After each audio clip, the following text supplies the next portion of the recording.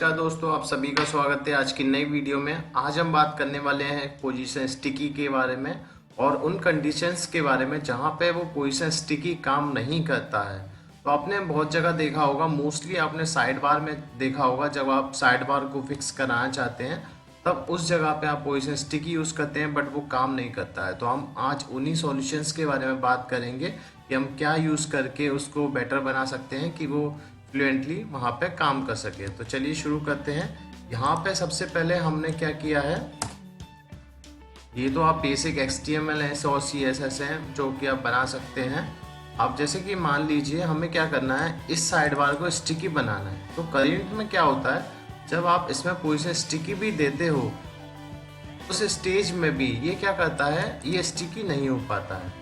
ठीक है, जैसे आपको यहाँ पे कोई एडवर्टाइजमेंट वगैरह दिखाना है या कुछ रीसेंट ब्लॉग पोस्ट दिखाने है किसी वेबसाइट में, ठीक है, उस तरीके से हम क्या चाहते हैं, जैसे मान लो कोई आप यहाँ पे आप इस पार्ट में कुछ भी आप शो कराना चाहते हैं, कोई इमेज दिखाना चाहते हैं कि जब यूज़र स्क्रॉल करे एट दैट पॉइंट आल्सो ये ऊपर की तरफ ना जाए। ठीक है, ये स्क्रीन में ही एक व्यू पोर्ट के अंदर ही सेट रहे। तो उस कंडीशन में हम स्टिकी को यूज़ करते हैं कि ये यहाँ पर रहे और ये इस पार्ट को उसको हम स्क्रॉल कर सकें। ठीक है, बट ये काम नहीं करता है। तो आप देखिए यहाँ पे हम एक छोटी सी ट्रिक होती है, 2-3 बहुत माइनर से पॉइंट्स हैं जिनको आप फॉलो करके इसको फिक्स कर सकते हैं।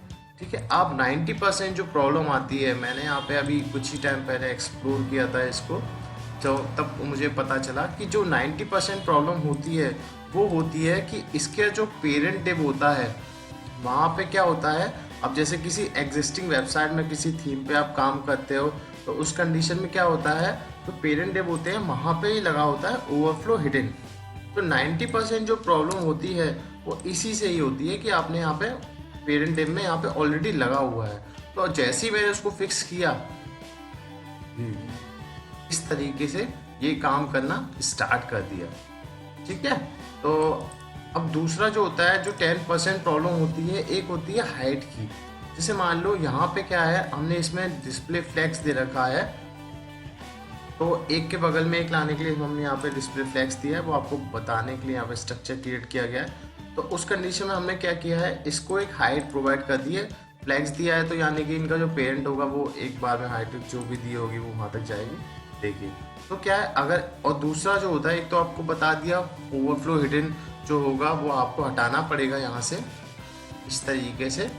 और दूसरा जो प्रॉब्लम आ जाता है वो आ जाता है हाइट के ऊपर। अगर आप यहाँ पे हाइट ही नहीं दोगे तो वो स्क्रॉल होगा ही नहीं। ठीक है, तो किसी एक पोजीशन में जैसे इसमें आपको हाइट देनी पड़ा, फिर उस हिसाब से आपके पास कंटेंट होना चाहिए। जैसे कि मेन कंटेंट यहाँ पे आप ले रहे हो कि यहाँ पे कंटेंट ज़्यादा हो कि वो यहाँ पे इसको हाइट मिल जाए फ्लोट करने के लिए। तीसरा जो प्रॉब्लम आती है वो आती है यहाँ पे, ये आप इसमें टॉप नहीं देते, आप इसको बताते नहीं है कि स्टिकी इसको कहाँ पे रहना है। तो यहाँ पे आपको ये थर्ड पॉइंट होता है कि आपको बताना पड़ेगा कि देनी है। और इन केस एक्स्ट्रा पॉइंट ये है कि अगर आप सफारी में आप काम कर रहे हैं मैक के अंदर, तब आपको यहाँ पे इसको वेबकिट देना पड़ेगा, तभी जाके स्टिकी पोजीशन सफारी में वर्क करेगी। तो आशा करता हूँ आपको ये पॉइंट समझ में आ गए होंगे और मिलते हैं अपनी नेक्स्ट वीडियो में। Thank you.